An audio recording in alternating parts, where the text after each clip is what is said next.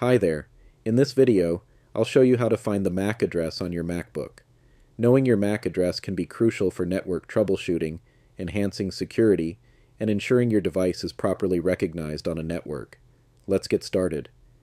To find your MAC address, start by clicking on the Apple logo in the top left corner of your screen and selecting System Settings from the drop-down menu. If you're using an older version of Mac OS, the interface might look slightly different, but the steps are generally the same. Once you're in System Settings, look for Network in the left-hand panel and click on it. Next, click on the Wi-Fi network icon to open its settings.